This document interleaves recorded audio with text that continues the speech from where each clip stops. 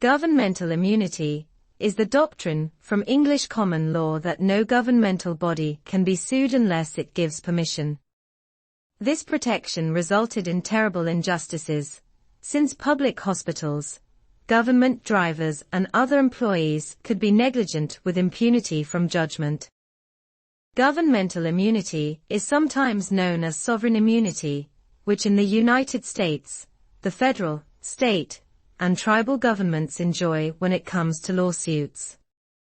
For instance, local municipality and city governments generally enjoy some sort of immunity in tort lawsuits. Although sovereign immunity and governmental immunity are often used interchangeably, there is a slight difference between the two terms.